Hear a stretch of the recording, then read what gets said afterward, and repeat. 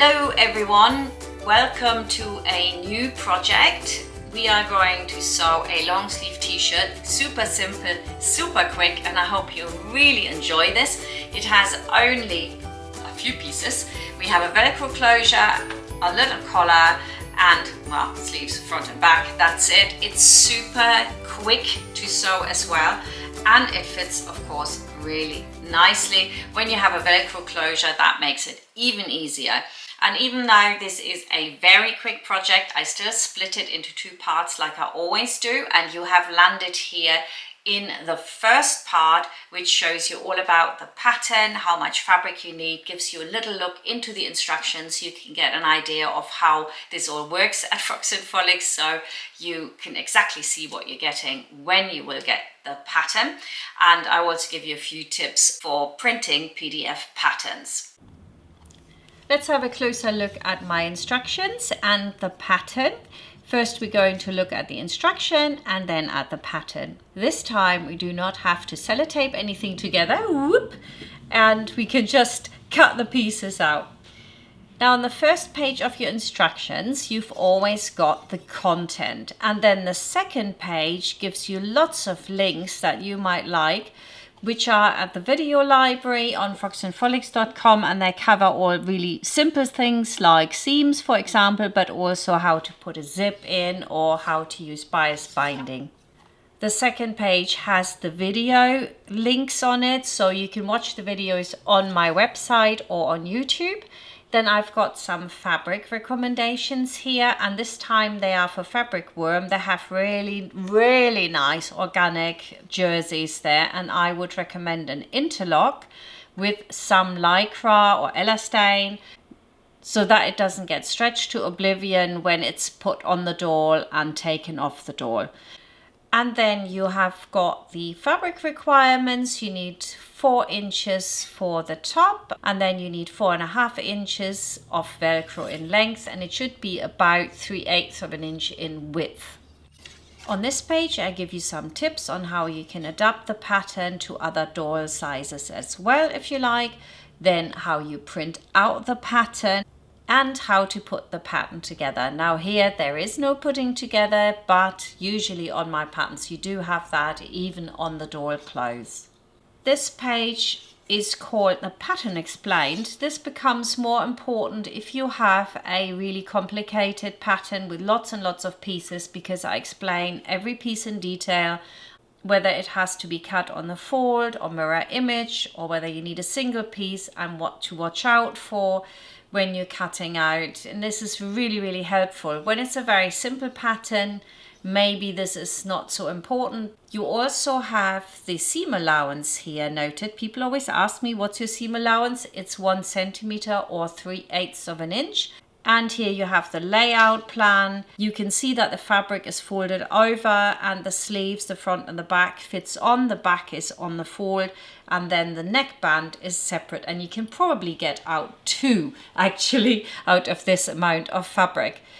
Then you have the photo guide. You're all familiar with that. Sometimes I do diagrams as well, but this time I just did the photo guide. And here we've got some advertising for yours truly. So some links to existing products and products that I'm still developing that are to come, but they're all linked in there so that you can find them if you're interested. And on the final page, we have the impressum. Now the impressum has my email, so you can reach me if you wanted to get in touch. It's marina@frocksandfrolics.com.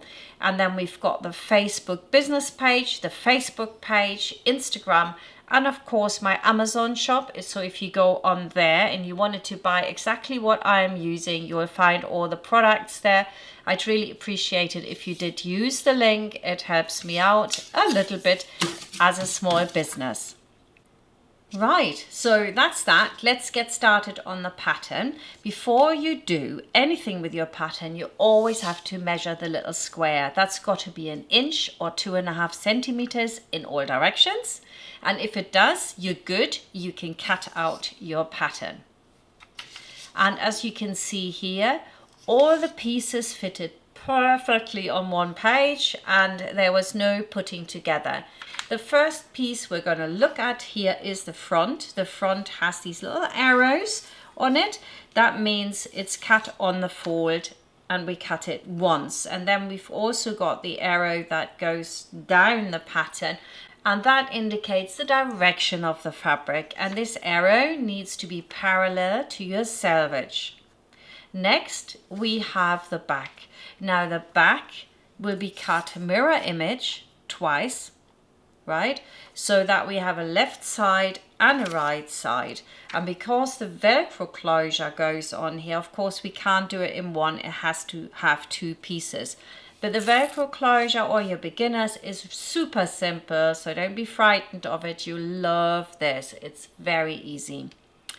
And then we hop on to the next piece here. Which one are we going to take? I think the sleeve.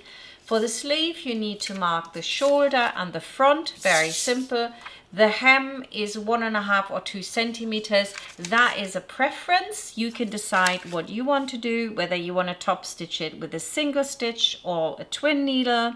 Whoops, look, thread. Cut it off. And that's basically it.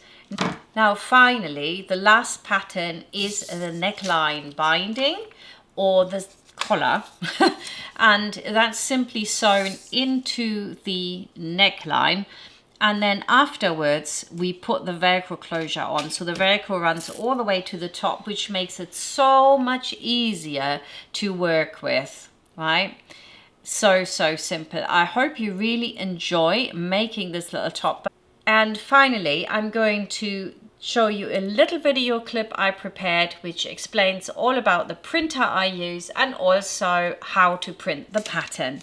And here are a few tips for your printing out. You want to use Adobe Acrobat Reader DC. And when you print out, make absolutely sure that you print at actual size.